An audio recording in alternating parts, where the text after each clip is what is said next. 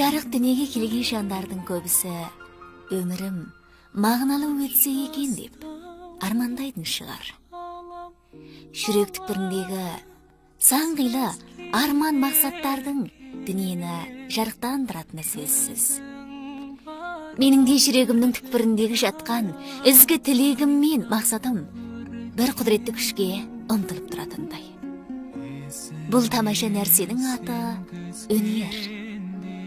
Өнер кейбіреулер үшін оның өмірі, ал біреулер үшін өнер жай ғана қызығушылық. Ал мен үшін өнер тіршілік тынысым.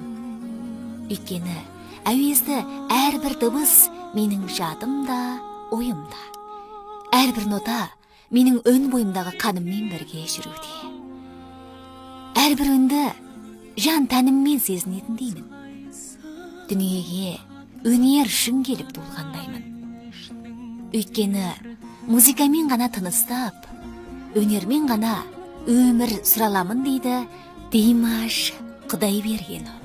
Сау сәлемет тұрдыңыздар ма? Экран алдындағы барша құрметті көрермендер, бағдарламамыздың және бір сәтінде өздеріңізбен жүздесіп отырғаныма ерекше қуаныштамын. Иә, құрметті көрермендер, өздеріңіз әбден білесіздер, 2017 жылы 21 қаңтар сенбі күні Бейжің уақыты 22-ден 30 минут өткенде, ал Шинжаң уақыты 8-ден 30 минут өткенде Хунан жасанды серік телевизиясының теке сахнасында, теке толқынында мен әншімін атты арнаулы ән жобасы, ән додасы болмақшы. Бұл ән додасына еліміз іші сыртынан келіп қатынасып отырған мықты жас әнші композиторларымыз бар. Я, құрметті көрермендер, олай болса, мен әншімін атты осы ән жобасына Қазақстан елінен арнайы ат басын бұрып келіп отырған Қазақстан эстрадасының жас әншісі, жас буыны Димаш Құдайбергенұлы туралы тоқталмақшымыз. Димаш Құдайбергенұлы 1994 жылы 5 айдың 24 күні Қазақстан елінде дүниеге келген. Ол 3-4 жасынан бастап жұрт алдына шығып, пианинода ойнап, ән сала бастаған. Оның ең алғашқы ұстасы өзінің әке-шешесі болған. Уақыт өте келе кәсіби әншілер Димаштың бойынан өнерге деген от ұшқынын көреді.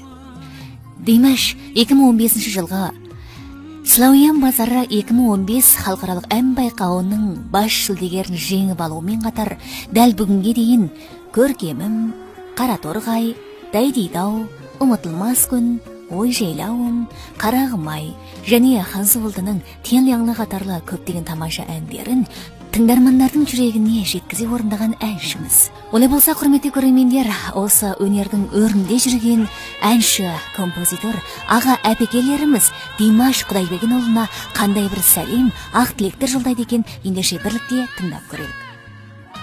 Димаш бауырымыз, Димаш Құдайберген ғой. Жақында мына WeChat-тан әндерін естіп жүрміз, көріп жүрміз енді. Қандай бала екені, Димаш деген жақында мына торда қатта кетті. Сонан кейін зады қандай екен деп көңіл болып қарадым, енді қарасам, әнін естісем, өте жақсы айтады екен. Біреуі мына әндің өзі орындау ұсынымында неше түрге бөлінеді, жоғары дауысты әнші, төмен дауысты әнші, орта дауысты, баритон дауысты деп. Бұны төмен дауыс кейбір әншілер енді жоғары дауысқа шыққан кезде төмен дауысты ала алмайды. Ана Димаштың бұл қасиеті төмен дауысты да, баритон дауыстан төмен дауыстарды да өте жақсы алады екен. Онан кейін жоғары шыққан дауыстардың өзі, кейбіреуді жоғары шыққан дауысқа шыққан кезде жаңғырып, дауысы бұзылып, тайып кетеді. Ананың орын тауып тұр. Енді біз мына музыкамен шұғылданып отырған адам болғаннан кейін, оның біз барықтай аламыз. Енді жайып бұқараны барықтамау мүмкін енді. Енді ойлаймын, енді осы жолы жарысқа қатынасқалы келіп отырған Қазақстан елінен, біздің көршілес елімізден, ал енді Джунгоға келіп отыр, біз миллиардтың алдында өзінің өнерін көрсетпекші. Мен ойлаймын, енді çok жеңіп шыға алады деп ойлаймын. Өйткені біз талай әншіні көріп жүрміз, шетелдікті естіп жүрміз, өзіміздің әншілерді көріп жүрміз, Қазақстан басқа әншілерді білеміз. Әне Димаштың орындаған әннің ұсылыбы басқаға дара оқсамайтын жері бар екен. Өзі жас бала екен, тырысшан. Мұндай болған кезде бұл çoğum жеңеді. Адам қанша жасқа келген кезде білімге толық болады деген кезде, 50-ге келген кезде адам білімге толық болады. Одан бұрын оның бәрі тайғанақ білімдер. Бізде бір жаман бір әдет бар. бір ғана өнерді иелерді өнер иесі дейміз, ондай емес. Көп өнердің иесі болғанда сен өнер иесі боласың. Bir ғана өнерді иелеген адам өнер иесі болмайды. Ұлтымыздың басқа ұлттардың да шабандоздар бар. Мәселе бұл жерде немене бәсекесі емес, бұл жерде ұлт бәсекесі емес, бұл жерде өнер бәсекесі. Біз адам алдымен сен өнерді бірінші орынға қойын керек. Сен музыкада шекара болмайды, музыка ұлтқа бөлінбейді. Ән ұлтқа бөлінбейді, музыка ұлтқа бөлінбейді. Сен қайсы ұлттың әнін айт, сен деңгейіне жеткізіп айтсаң, сен сон мықты боласың. Бұл жерде әйгілейтін іздегенде, бұл жерде бір өлшем музыка. Сондықтан барлықтарыңыздың нәтижелеріңіз жақсы болсын. Мен енді Димаш Құдайбергенұлына қоятын бағам, бұл жас әншінің осындай бүткіл мемлекетке, әрбір дүние жүзіне тарап, осы жас әндерін, елдердің ән айту арқылы бүтін халықтың, дүние жүзіндегі халықты жалт қаратып жүрегіне осы әнді жеткізгеніне ерекше тебіреніп отырмын. Сол үшін осы жас әншіміздің бұдан кейінгі әнші сапары сәттілік қадамына құттылық тілеймін. Мен Шинжаң радио телевизия торабы текті жарнама серіктестігіндегі барлық қызметтестер атынан Димаш Құдайберген бауырымызға зор сәттілік, мол табыс тілеймін. Әрине, оның дауысы елден өзгеше, бәріміздің жүрегімізден орын алған. Осы жолғы жарыста оның мол табыспен, мол жеңістікпен оралатынына сенімім камыл. Сонымен қатар, осы жолғы жарыста бірге қатынасқан оның әріптестеріне де мол сәттілік тілеймін. Рахмет сіздерге. Жаңағы Қазақстан эстрада жұлдыздарының қатарына жаңадан келіп қосылып жатқан лектің алдыңғы қатарындағы керемет әнші деп білеміз. Өйткені оның десек әнші көп қой енді.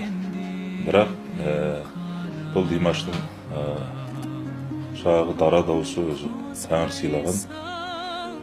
Ең бірінші айта кетейін, бұл бауырымыздың әндерін көп естиміз. Жаңа әншілерде орындаушылық шеберлік дейтін бір қасиет болады. Орындаушылық шеберлікте негізі әрқандай әні жаңағы буын-буынына сүріп әнді жаңағы құлаққа, естір құлаққа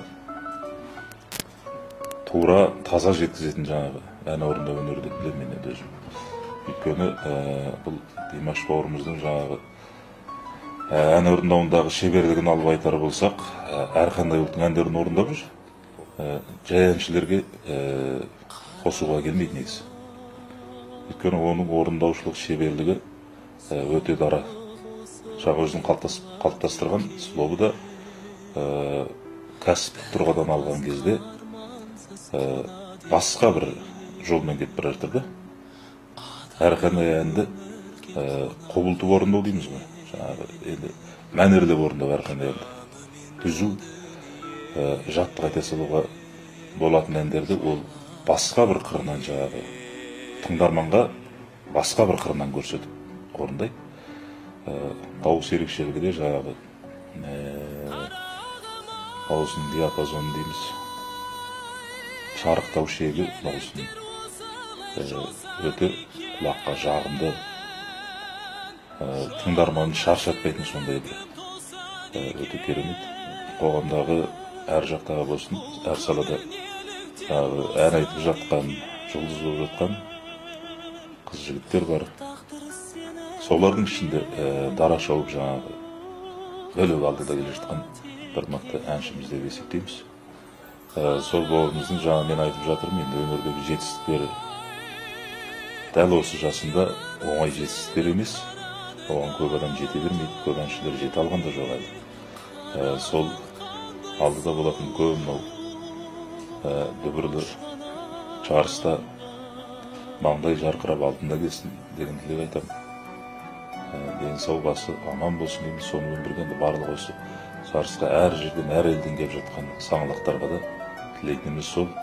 Сол әнді орындағанда, ана бұрынғы әншіден де енді асыра орындады десек, енді артық айтқан болмаймыз. Себебі, ана әнді төменгі бір дауыстан бастап келіп, одан орта дауысқа келіп, оны жоғары қарай шарықтағанда, бұның өзінің бір ән айту шеберлік көріп, бейне бір адам емес, 2-3 адам бұлай қос дауысты қылып айтып жатқан сықылды, сондай бір адамға әсер қалдырады екен. Барлығына ақ тілек, барлығының жүлделі болып, бір биіктерден көруін, үлкен табыспен оралуын тілейміз. Мен әншімен атты ән жобасына келіп қатынасып отырған құтты қадамына нұр жаусын, және де Димаш бауырымыздың жүлделі болуына шын жүректен тілектестік білдіремін, және де Димаш бауырымызбен бірге қатынасатын басқа да өнерпаздарға, өнер жұлдыздарына табыстылық тілеймін. Димаш бауырымызды дара тума, дара дауысты бір туар әнші деп айтуға болады. Әрине оның өнер жоғары бағалаймыз. Осы жолы елімізге мен әншімін атты жобаға келіп қатысып жатыр екен. Димаш бауырымыздың бәйгеден озып жүлделі болуына тілектеспін. Бал бақыт мәдениет тарату серіктестігі атынан мен әнші жобасына қатынасқан Димаш Құдайберген ұлына және жобаға қатынасқан барлық өнерпаздардың жүлделі болуын тілеймін. Тек қана алға. Әрине Димашқа алда ақ жол тілейміз. Осы Димашқа деген ақ тілегімді бірнеше шумақ өлеңменен бейнелеп берсем. Димашқа күмбір құйдастан құландайын кекілді, жастарымды Димашжан таң бұлбұлы секілді. Сорғалайды сұлуын көктің қаршығасындай, ұстай алмас ұрығын уақыттың зор даусындай. Жаңғырығы жартастың жан құлыны қазақтың, жарқылындай алмастың қалығындай ғажаптың. Сарарқадай сайынның сыңсып жеткен желіндей, қайратындай қайыңның, айбатындай сенімнің. Елдің сыйлы қимасы, бір талант жайды гүл, бұл қазақтың Димашы, әлем білер әйді бұл.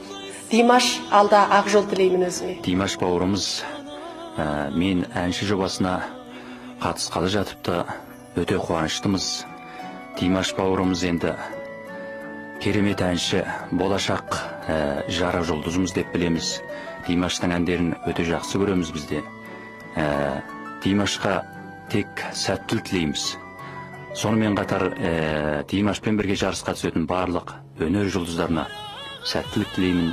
Димаш бауырымыздың келе жатқан жарысы сәтті болсын, жүлделі болсын деген тілек айтқым келеді. Құрметті Димаш інім, алдағы жарысың сәтті болсын. Тек қана биіктерден көріне беруіңе шын жүректен тілектеспін. Халқыңа бергенінен берерің көп болсын. Рахмет. Сақынада әулеткен сансырлән, айналайын Димаш сынды әншілдан. Тамылжыған тәттүнне тербеліп, тыңдарманы мөлдір нұрға малшынған. Туылған жан құйқылжыған ән үшін, әнмен елдің асқақтатқан намысын. Айналайын жаңа туған жас жұлдыз, бүкіл әлем талантыңды танысын. Атағыңды асқақтатты бүгін ән, сені ұлттың мақтаны деп ұғынам. Күллі әлемдік ән жұлдызы өзіңді сақтасын тек тілмен көздің соғынан. Күллі әлемдік ән жұлдызы өзіңді сақтасын тек тілмен көздің соғынан. Димаш, бұл жолғы ән бәсекеде мейлі қалай болмасын, сені әлем қазағы өнеріңді жеңіске бағалап, сен үшін мақтанып, сен үшін барлық қуаныштарын жасыра алмай отыр. Осы жолғы сенің ән бәсекеде үлкен табысқа жетуіңді бүкіл әлем қазақ жастары мақтан тұтып, сені өнеге тұтып отыр. Тек қана осы орайда сенің осы жолғы жарыста үлкен жеңіске жетіп, бұдан былайғы үлкен белестерді бағындыруға шын жүректен тілектеспін. Бүгін еліміздің ең беделді телеарнасы, орталық телеарнасы, Хунан телеарнасы «Мен әншімін» атты тележоба байқауын оздырып отыр. Бұл жоба биыл 5-ші маусымы. Бұл жобаға қатысатын әншілер еліміздің тіпті алыс жақын шетелдердегі «Мен тұр, сен атайын» әншілері, керемет жұлдыздары. Олар шетелдерде стадиондарды, ареналарды жиып жүрген мықты әншілермен Димаш сайысқа түседі. Былайша айтқанда, олар еліміздегі мықты әншілер, мысалға албайсақ, Россияның Алла Бугечевасы, Қазақстанның Роза Рымбаевасы сияқты мықты әншілермен иық тіреседі. Әрі осы бәйгеде олармен додаға түседі. Бұл байқау басқа жарыстардан мүлде бөлек. Жас әншілердің жарысы емес. Бұл ысылған, мықты, жаңа айтып өттім ғой. Шетелдерде ареналарды, стадиондарды жиі болған әншілер деп. Сондықтан да бұл жарысқа өте үлкен дайындық, өте үлкен техника, ән айту, бағыт-бағдар, стиль бәрі жаңа. Осылардың бәріне мықты еңбек керек. Сол себепті Димаш осы жарыстағы әншілердің ең жасы, әрі студент. Осындай жарысқа қатынасу салауатына ие болуы оның өзі Димаштың мықты әнші екендігін белгілейді. Мен өз басым алайсам, Димаш жүрекпен айтады. Жаңағы әннің бағыт-бағдар стилі қандай әнді болса да алып кете береді. Мейлі классикалық ән болсын, заманауи ән болсын, эстрада болсын, оның дыбысында өзіне тән табиғат сыйлаған ерекшелікпен бірге өзі еңбектенген мықты техникалар бірлестірілген. Сол себепті осы жарысқа мүмкіндік алып отыр. Осы жарысқа қатынасатын еліміздің іші сыртындағы әншілердің барлығына сәттілік тілеймін, тек қана жеңіс тілеймін, сонымен бірге Димашқа сәттілік тілеймін, бағы жансын деп тілеймін. Құрметті көрермендер, бағдарламамыздың кезекті саны осымен соңына шықты. Бағдарламамыздың келер санында кездескенше аман сау болыңыздар.